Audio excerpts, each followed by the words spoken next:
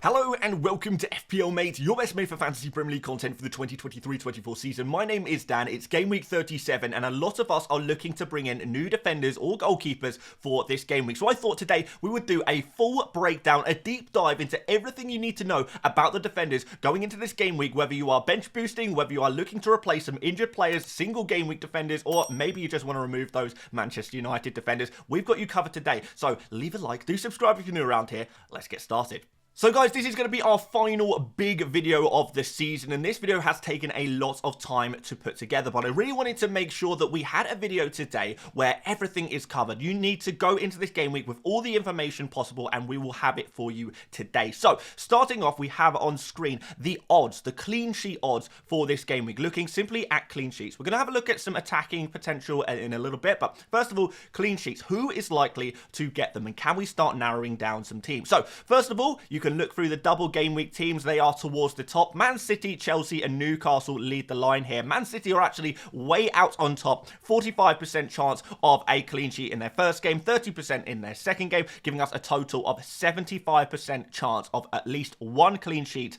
in this game week 37. After that, Chelsea looking pretty good here, 43% chance, and Newcastle 41% chance. Now after that, we actually have a single game week team in Everton who've been doing really well defensively recently, getting a lot of clean sheets. They've got a 39% chance of keeping a clean sheet in their single game week against Sheffield United. And after that, back to another double game week team in Spurs. 30% chance of a clean sheet against Burnley, but just 6% chance against Man City, giving us a 36% chance of a clean sheet across the double game week in total. So I know a lot of people are worried about Spurs a little bit, thinking Spurs are maybe not the team to invest in, but we have looked at the bookies' odds. We have converted them into percentage to try and have a look at what are the actual chances of clean sheets. Spurs maybe not as bad as you initially thought. Now outside of that, we've got Arsenal in 6th, slightly below Spurs actually, with a 33% chance of a clean sheet against Manchester United. Outside of that, we probably only want to look at Manchester United and Brighton, the two other double game week teams. They have got a 22% and 20% chance respectively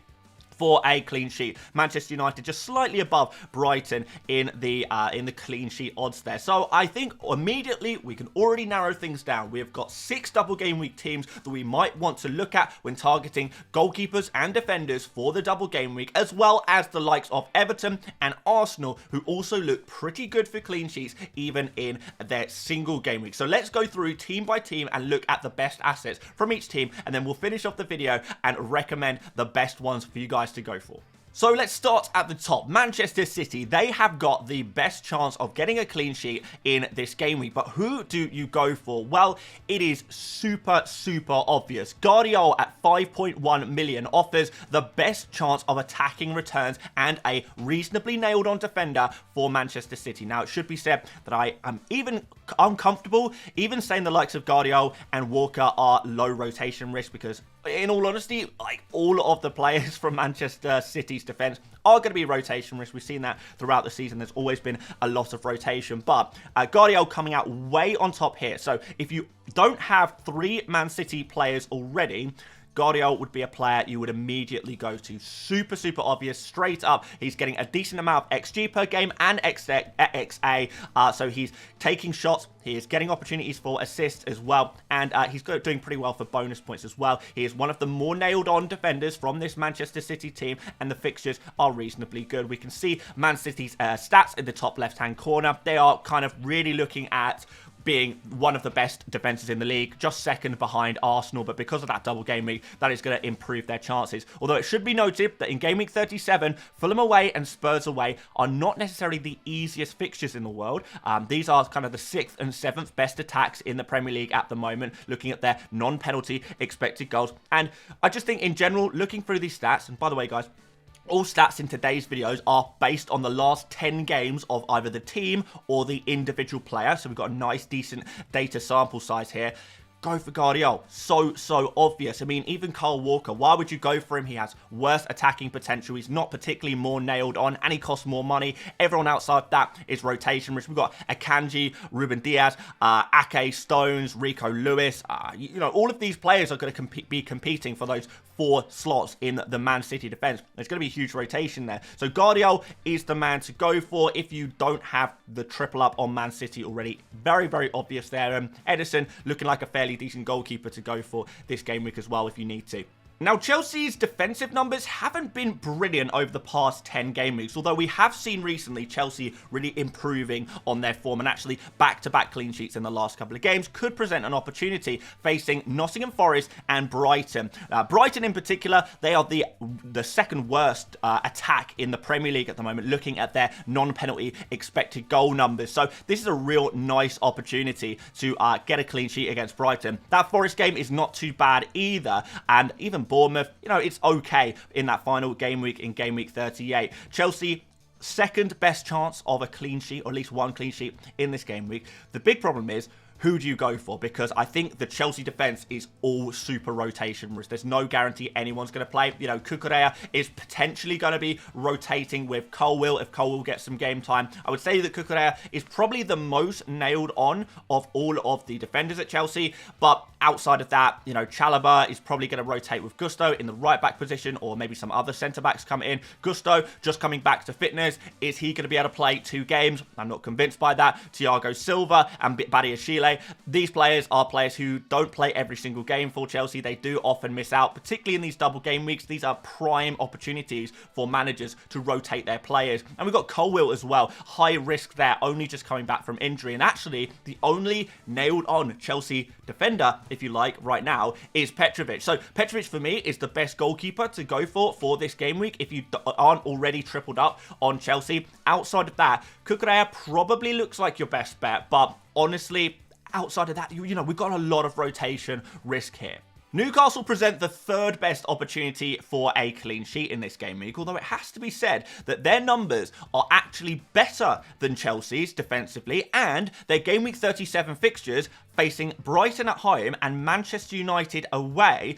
These are 2 of the worst attacks at the moment as well, and Manchester United in particular, if Bruno Fernandes ends up missing game week 37, that second game in game week 37, then that is actually going to be a huge opportunity, and Man United are going to be even worse of an attack. I mean, they're currently tracking as the 16th best attack in terms of non-penalty expected goals per game, so this is a huge opportunity. And actually, even though Chelsea have slightly better clean sheet odds, Newcastle's great improvement in their defensive form could lead them to being a real opportunity for clean sheets as well. So if you're not already tripled up on Newcastle, or maybe one of the players that you have from Newcastle is Fabian Schär, for example, who you want to replace, going for a new Newcastle defender could be the answer for you.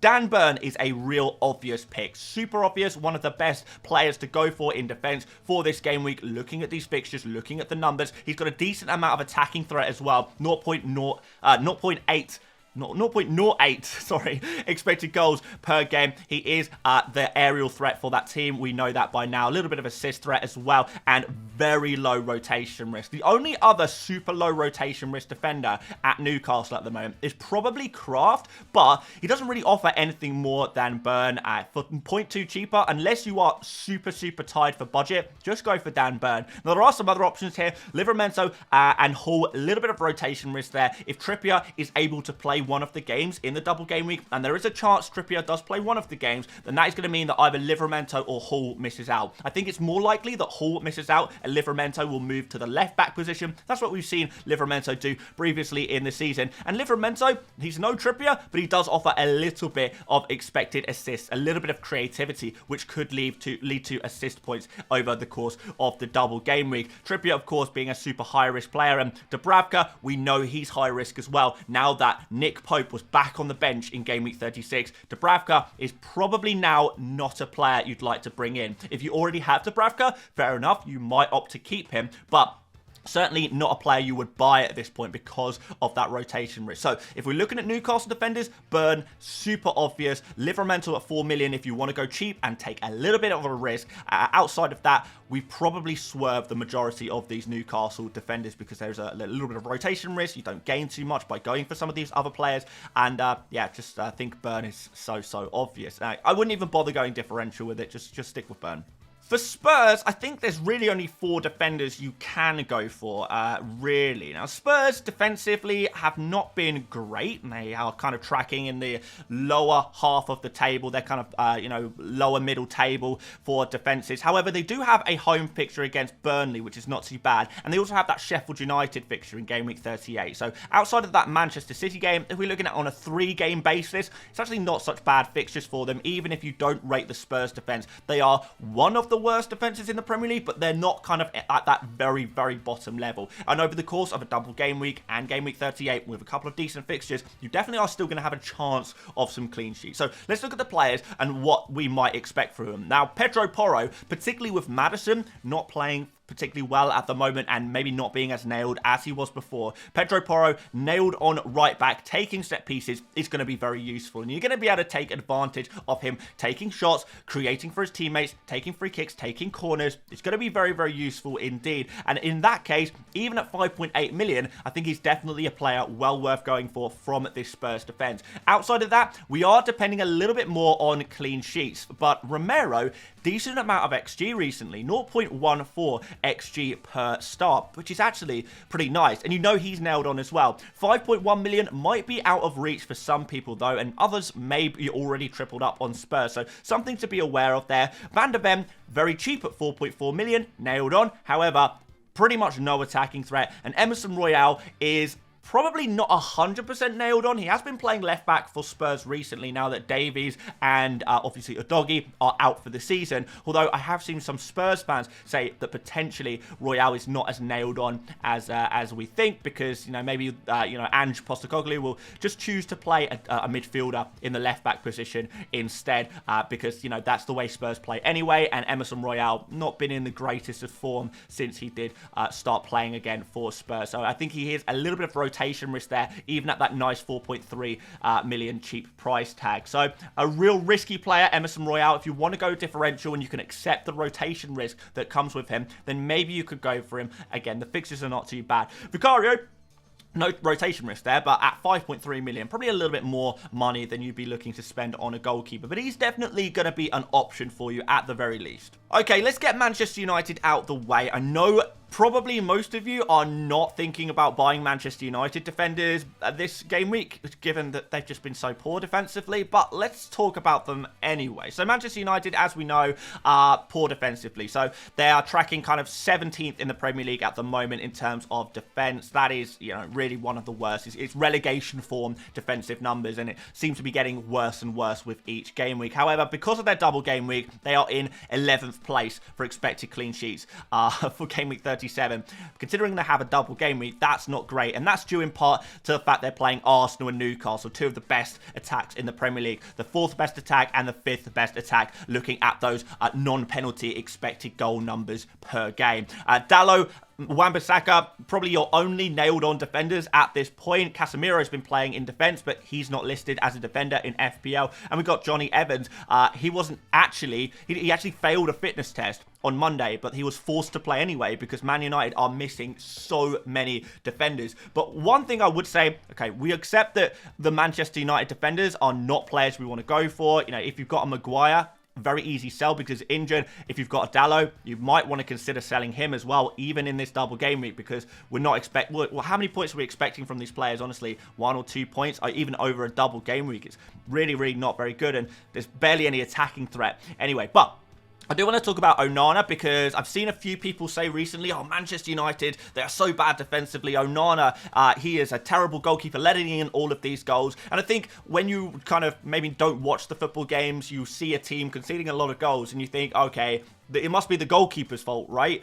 I think Manchester United fans who watch games regularly will probably agree with me when I say if it weren't for Onana, Man United will probably be losing 6 or 7-0 every single game, because Onana makes a lot of saves. He keeps Man United in games constantly. He really, really does. You can see at the bottom here, Onana, 4.7 saves per game. That is incredibly high, really seriously high. So even though the defenders will not get you points. They'll get you minus points when they concede goals. Onana, whether he concedes goals or not, he is still going to be picking up save points in these games, and that will enable him to actually clock up somewhat of a score. Now, if Manchester United manage to keep a clean sheet, it will be Onana getting the bonus points because he is keeping the team in the game with so many points. However, if we're totally honest, there's not going to be clean sheets in this game week 37 for Manchester United, but we can expect Onana to make saves, and that is pretty much a guarantee. It's what we've seen so much of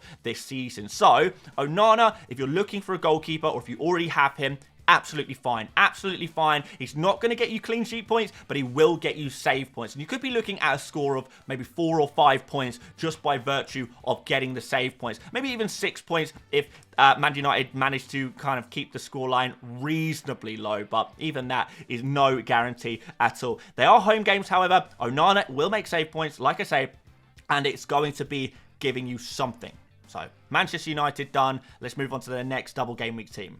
So Brighton in the next double game week team, the issue is with Brighton is they're playing Newcastle and Chelsea, and actually that's an even worse pair of fixtures than the likes of Manchester United, because Newcastle is an away fixture and Chelsea actually putting up slightly better attacking numbers than the likes of Arsenal at the moment. So two real top level attacks for this game week. I mean, you do have Man United in game week 38, which is actually not such a bad fixture for the Brighton defence, but the game week 37 is just it's a bad pair of fixtures. It just really is. Now, Brighton have been really hit and miss defensively over the past 10 game weeks or so. They really have. They have kept clean sheets during this period, most recently in game week 36, where they kept a really good clean sheet, actually, against Aston Villa, where, you know, Aston Villa didn't even really have a chance to score in that game. They did really, really well defensively, but you don't know what Brighton team is going to turn up, and you are going to have to be at your best when facing Chelsea and Newcastle. It's a tough couple of fixtures. So, can Brighton turn up? It's a risk, but there's definitely potential for Brighton to keep a clean sheet in this double game week. And if you ask the bookies, they say, well, there's a 20% chance of one clean sheet over the double game week. It's not great, but it is something. So, let's look at some of these players. Dunk, nailed on, 5.2 million, a little bit of attacking threat, but not really. Does pretty well for bonus points, and if there's clean sheets, he is probably going to be a guy picking up bonus points as well. Outside of that, everyone is a risk because there are several ways in which Brighton can line up their defence. So if we look at the centre-backs, we've got Dunk, Webster, Igor, and potentially Veltman, who can play in the centre-back positions. In left-back, you've got Barco or Igor, who could play there. Veltman could potentially play there as well. Veltman can play right-back. Pascal Gross can play right-back. So there's lots of different options. We know that Dunk is going to be playing every single game, but in the other centre-back position, although Webster played a really good game against Aston Villa and is only 4.2 million, I cannot tell you that he's 100% nailed on because he's only coming back now to playing regularly. Is he going to be playing, you know, multiple games within the same week? I'm not 100% convinced by that. Is he worth a risk at 4.2 million though? Potentially. He potentially is. And actually his attacking numbers are slightly better than Lewis Dunk's. I know a lot of people will be looking at the likes of Barco, but super high rotation risk, really. He's hardly played any games for Brighton as well. So we really don't have any evidence to suggest that Barco is going to be playing regularly. But if he does play both games, that could be a nice risk that could potentially pay off. Maybe get some minutes off the bench to at least top up a score in one game with a 1-pointer in the other game. That could potentially happen. And we've got the likes of Veltman and Igor there. Probably would not be worth going for ahead of Webster. Webster probably slightly better chance of playing than Veltman or Igor. Slightly better chance of minutes, but there's not too much in it really. And Webster is the guy who has played better for bonus points, better for attacking potential as well. So, and cheaper, of course. Verbruggen is the goalkeeper here as well. 4.4 million. It's a really nice value for money there. And if Verbruggen was nailed on, I would say that he's one of the better goalkeepers to go for this game week. An okay amount of saves, does pretty well for bonus points as well. The problem is with Verbruggen is that he's not 100% nailed on. Sometimes we see Steele play. Verbruggen is playing most of the games right now, but he's not 100% nailed on, and that's the risk you take if you do go for a player like Verbruggen. Now, let's talk about these single game week teams. Now, first things first, we need to get this out of the way. Yes, Arsenal, if we're looking for clean sheet points alone, Arsenal are 6th best in the Premier League of their chances of a clean sheet in 37. That is pretty decent, right? Even against Manchester United, that is pretty decent. That puts Arsenal defenders with a higher chance of getting a clean sheet, and Brighton and Everton, to be fair, which we'll speak about in a moment. But it puts Arsenal and Everton ahead of the likes of Brighton and Manchester United, despite the fact that those teams have a double game week. Now, although Arsenal have a better chance of a clean sheet, what we can't account for using that stat alone is points that players get for simply playing. So if we can get a nailed on player for Brighton or Manchester United, or even Spurs, if you think Arsenal are a better defence than Spurs, better chance of a clean sheet than Spurs players, Brighton players, Manchester United players will get an additional 2 points more than Arsenal players for doing nothing whatsoever. They don't have to do anything in order to get those points because they're playing points. If you have a second game, you get an extra 2 points for playing in that second game. Now, also, you have double the chance of making good on your XG or XA, double the chance there. And you've got to double the chance of getting lucky as well, whether that's, getting fouled in the box for a penalty or, simply scoring a screamer from a million yards out or just fluking a clean sheet somehow. You have double the chance if you are a double game week player. So although I know a lot of us will look at the teams with a double game week and think, well, Arsenal are a better defense, we could just go for them instead. The other players who with a double game week are going to be at a natural advantage over Arsenal, despite the fact that Arsenal will keep a clean sheet. They have higher points potential, but Arsenal are still a team definitely worth looking at for defenders because they are just so good defensively, topping the charts everywhere for defensive numbers by some considerable distance, and also their players have a little bit of attacking threat as well and decent chance of bonus points as well. So they're pretty nailed on as well. Gabriel, White, Saliba, we know they're going to play every game. Now the issue is with Gabriel, White and Saliba, if you don't already have them, they're probably going to be a little bit out of your reach in terms of finances. They are quite expensive players. If you can afford to go for them, I think they're well worth investing in. As with Raya as well worth investing in, but don't expect too much more than the 6-pointer for him because he doesn't do too well for bonus and he doesn't make saves either. So Raya kind of capped at 6 points, and I feel like a lot of the the double game week goalkeepers, without even having to do anything, they can easily match Raya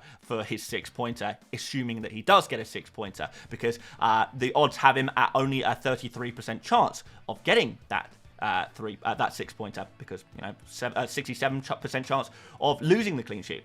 But there's one more player that hasn't really been mentioned too much recently, and that is Tomiyasu. Now, he's played the last 3 games in a row for Arsenal, and with Arsenal with so much to play for, you would expect that right now they are playing what they believe to be their strongest team. Now, Tomiyasu also doesn't have a double game week, so if you're worried about rotation with him, there's actually less chance of rotation because he is playing 1 game per week rather than a lot of the other teams who are playing 2 games per week. And at 4.5 million, what we have is actually a player with better attacking threat than Gabriel. Tomiyasu getting in some good positions and getting some decent chances to score recently.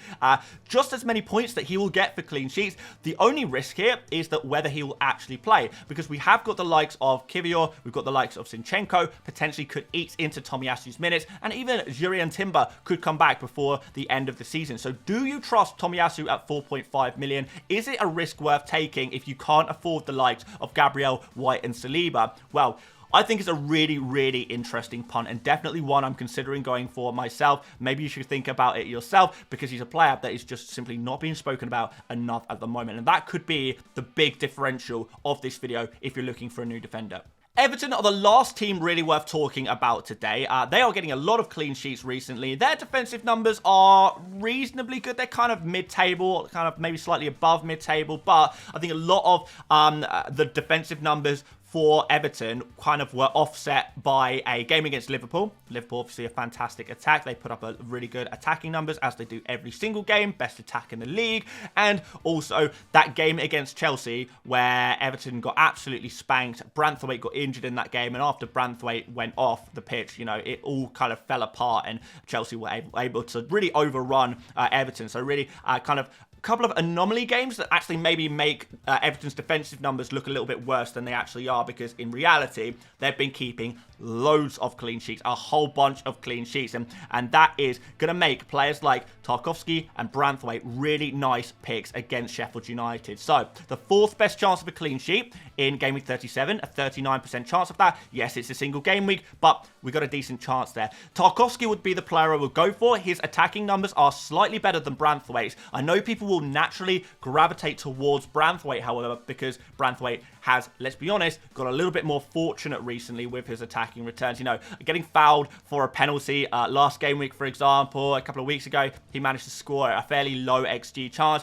So overall, Tarkowski is the more consistent performer. He's got better numbers, slightly more expensive than Branthwaite, so I would recommend Tarkowski if you can afford him. But if you can't quite afford Tarkowski, or if you just want to save as many little pennies as you can, then Branthwaite's definitely a good pick as well. Godfrey at 4.3 million is not the worst option either, and Ashley Young looks reasonably nailed on at the moment as well. Godfrey actually putting up pretty decent attacking numbers at the moment as well. Again, another player at 4.3 million. If you fancy taking a risk this game week, he could be your guy. And Jordan Pickford, pretty decent goalkeeper as well, making a decent amount of saves for a team that also is keeping clean sheets. So yeah, 4.8 million, I think he's well worth a look at as well. Potential bonus points always on the cards for Pickford, and it's a nice fixture. So yeah, Everton defence looks like a really solid bet as well. So, I know all of that would have been great information, I'm sure, but a lot of people probably are just thinking, well, Dan, thanks for all of that information. I can't take all of that in. Can you just tell me what to do, or, you know, offer your advice or your opinion based on all of that information? Well,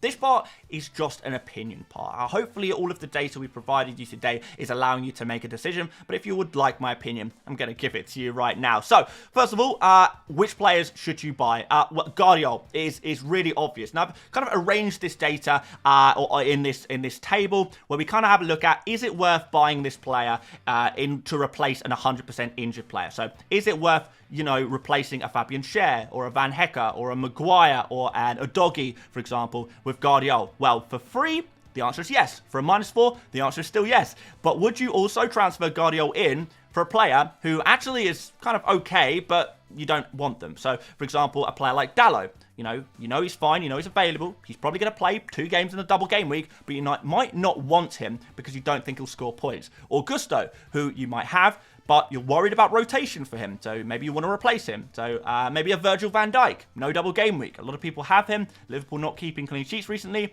These are kind of the players who are not must-sells. You know, you wouldn't say Dalot, Gusto, Van Dijk are must-sell players, but they are players that you might potentially want to move on. Now, in terms of Guardiola, I would even recommend taking a -4 to bring in Guardiola ahead of these okay players, if you like. The same situation with Dan Burn, the same situation with Pedro Porro. But when we get down to the Arsenal defenders like Gabriel and White, and let's be honest, you are going to be picking one of Gabriel or White. Saliba is not great value for money compared to those other guys, and if you want to go even cheaper, you're probably going to go the Tomiyasu route from the Arsenal defense rather than the Saliba route. And yeah, for Gabriel and White, they're definitely worth bringing in for free. They're probably worth in taking a -4 for an injured player. But would you swap a Gabriel White in for a Gusto or a Dalot for a -4? I'm not so keen on that one. So we kind of got a 50-50 decision to make on that one. Kukurea, you know, slightly worse there. He's kind of the next option there. And we've got likes of Tarkowski and Branthwaite, players I wouldn't take -4 for a luxury transfer, but I would potentially take a -4 to bring in a Tarkowski, Branthwaite, Kukurea, Romero. I'd bring these players even for a -4 for a completely injured player. Then we've got the likes of Dunk and Webster. They're a little bit more challenging, might be worth going for free in terms of taking hits or replacing players that you already have that are actually okay. Probably wouldn't do that. And we've got Tomiyasu, probably the riskiest player on this sheet today, with only 1 fixture, and he's not nailed on even for that 1 fixture. He's a 50-50 kind of player, even at the best of times. But these would be my favorite players to go for in order as well. So look down this list, guys. Who is the highest player out of this list you can go for? Factor in, are you already tripled up on the team? Can you afford the player? And then look through the list. Whoever is highest that fits your criteria of the kind of player you want to go for, then go for them. Go for them. That's kind of what I would suggest to you guys. So hopefully that kind of answers all defender questions, all in one video, and we've covered everything. Guys, like I say, we've put so much work into this video today. This has taken absolutely forever to put together everything and kind of come up with some solid information, data, and opinions on defenders, looking at all of the factors. And yeah, I would really appreciate the support on this video by just leaving a like. We won't be doing another huge video that is taken this long to make, and you know, it's this long probably again this season now. So yeah, this is the last big one of the season, and I really hope you did enjoy it. And as I say, if you did, leave a like. Do subscribe if you want more FPL content as well on your screens. We're going to be back tomorrow with information from our 100 experts. Can they offer any insight into defenders and goalkeepers that they want to buy? And are they removing players like Bruno Fernandes as well? Keen to know. We'll find out tomorrow. But until then, thank you so much for watching once again. Check out another video from the FPL Mate YouTube channel for Gaming 37 if you'd like to. And until then, I will see you later, mates. Bye.